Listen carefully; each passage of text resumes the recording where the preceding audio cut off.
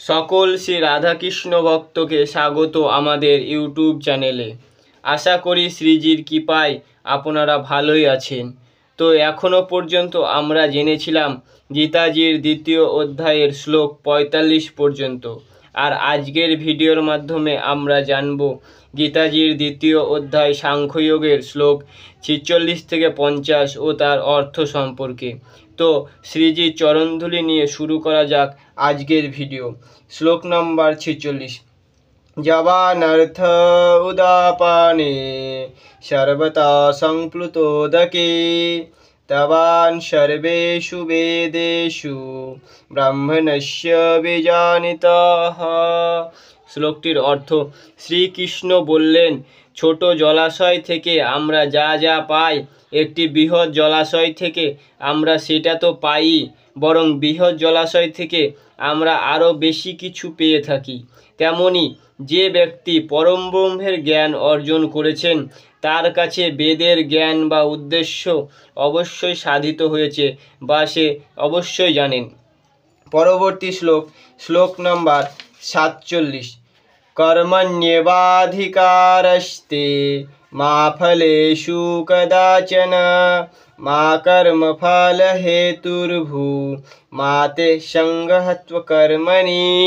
শ্লোকটির অর্থ, সকল প্রকার কর্মের ওপর তোমার অধিকার আছে, কিন্তু কোনো কর্মফলে তোমার অধিকার নেই।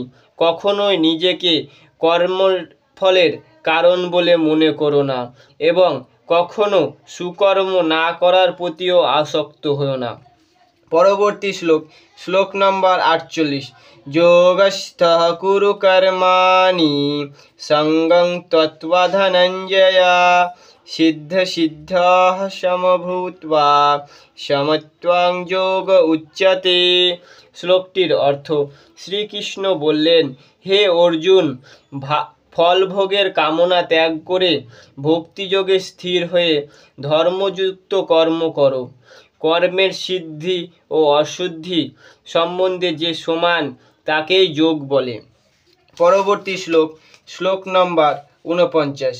দূরেন হবরং কর্ম বুদ্ধিযোগা ধনঞ্জয়া বুদ্ধ্য শরণামন্বিচ্ছ কৃপণং ফলহেতবঃ।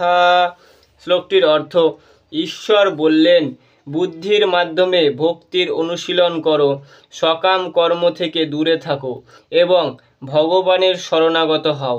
যারা তাদের কর্মের ফল ভোগ করতে চায় তারা কৃপণ।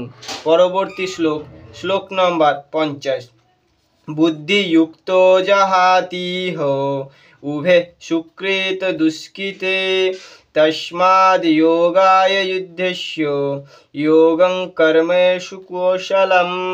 শ্লোকটির অর্থ, যিনি ভগবত ভক্তির অনুশীলন করেন তিনি এই জীবনের পাপ ও পূর্ণ উভয় ফল থেকেই মুক্তি হন। অতএব তুমি নিষ্কাম কর্ম করার জন্য তৈরি হও, এটি উত্তম। আজকের শ্লোকগুলি থেকে আমরা শ্রীকৃষ্ণের কিছু বিশেষ অমূল্য জ্ঞান সম্পর্কে অবগত হলাম। শ্রী ভগবান বললেন, যিনি পরম ব্রহ্মকে চেনেন তার কাছে সংসারের সকল প্রকার জ্ঞান বিদ্যমান। আরও বললেন, আমাদের সকল প্রকার সুকর্মের অধিকার আছে, কিন্তু ফলের ওপর কোনো অধিকার নেই।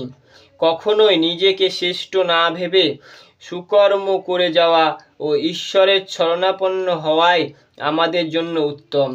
তিনি বললেন, নিষ্কাম কর্ম করতে হবে এবং সুআচরণ করতে হবে। যিনি ভগবানের মন থেকে ভক্তি করে সকল কর্ম ঈশ্বরের চরণে সমর্পণ করে তখন সে সকল প্রকার কর্মফল থেকে মুক্ত হয়, সেটা হোক পাপ বা পুণ্য। তো আজকের ভিডিও এখানেই সমাপ্ত। দেখা হবে পরবর্তী ভিডিওতে। সেগুলি দেখতে আমাদের চ্যানেলটি সাবস্ক্রাইব করুন।